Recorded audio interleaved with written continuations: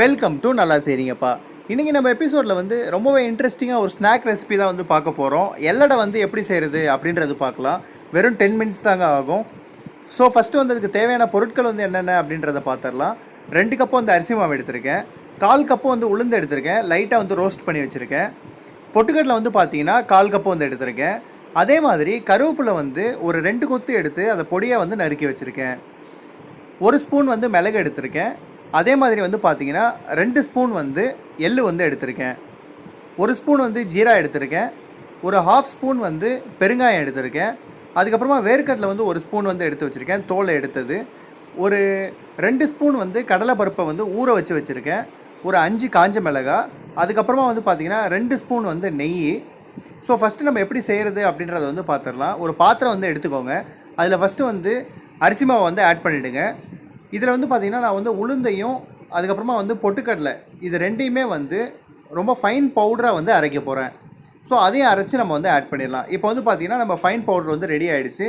இதையும் வந்து அரிசி மாவோட வந்து ஆட் பண்ணிக்கலாம். அதுக்கப்புறமா வந்து பார்த்திங்கன்னா மிளகு, சீரகம், அதுக்கப்புறம் வந்து காஞ்ச மிளகாய் இதை வந்து ஒரு கோர்ஸ் பவுடராக வந்து அரைச்சி எடுத்துக்கலாம். இந்த மாதிரி இருக்கணும். ஸோ அதையும் வந்து நம்ம வந்து மாவோடையே வந்து ஆட் பண்ணிக்கலாம். அதுக்கப்புறமா வந்து நம்ம மிச்சம் இருக்க பொருளை வந்து ஒவ்வொன்றா வந்து ஆட் பண்ண போகிறோம். எள்ளு வந்து ஆட் பண்ணியாச்சு, பெருங்காயம் வந்து ஆட் பண்ணியாச்சு, கருவேப்பிலை வந்து ஆட் பண்ணியாச்சு. அதுக்கப்புறமா நம்ம எடுத்து வச்சிருந்த அந்த வேர்க்கடலை வந்து ஆட் பண்ணியாச்சு. கடலைப்பருப்பு மட்டும் தண்ணியை வடிச்சிட்டு வந்து போட்டுடலாம். ஸோ இதுக்கு தேவையான அளவு வந்து உப்பு வந்து போட்டாச்சு.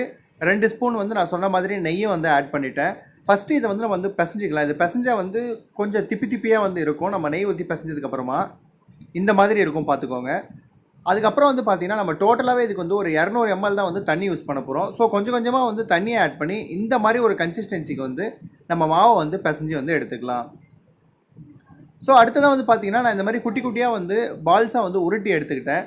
நம்ம வீட்டில் நார்மல் ஒரு பாலித்தீன் கவர் வந்து எடுத்துக்கோங்க. அதில் லைட்டாக வந்து கீழே ஆயில் அப்ளை பண்ணிக்கோங்க. நம்ம கையிலே வந்து தட்டுறனாலும் தட்டலாம். அதர்வைஸ் மேலே இன்னொரு பிளாஸ்டிக் கவர் வச்சு ஏதாவது ஒரு வெயிட் வச்சு ப்ரெஸ் பண்ணிங்கன்னா வந்து கரெக்டாக உங்களுக்கு ஃப்ளாட்டாக வந்து ஆகிடும். ஸோ நம்ம வந்து ஆயிலை வந்து ஹீட் பண்ணியாச்சு. நம்ம இப்போ ரெடி பண்ணதை வந்து நம்ம அதில் வந்து போடலாம். ஸோ போட்டோடனே பார்த்தீங்கன்னா 2 மினிட்ஸில் குக் ஆகி லைட்டாக வந்து மேலே வர ஆரம்பிச்சிடும். ஸோ கோல்டன் ஃப்ரை பண்ணி நம்ம வந்து எடுத்துடலாம். ஸோ இப்போ வந்து பார்த்தீங்கன்னா கோல்டன் ஃப்ரை பண்ணியாச்சு. ரொம்பவே வந்து ஈஸியான நம்ம தட்டை வந்து ஒரு 10 மினிட்ஸில் வந்து ரெடி பண்ணிடலாம். ரொம்பவே வந்து சுவையாக இருக்கும். நீங்களும் வந்து ட்ரை பண்ணி பாருங்கள். என்னோடய வீடியோஸ் வந்து பிடிச்சிருந்ததுன்னா ஷேர் பண்ணுங்கள், லைக் பண்ணுங்கள், சப்ஸ்கிரைப் பண்ணுங்கள். நல்லா செய்கிறீங்கப்பா.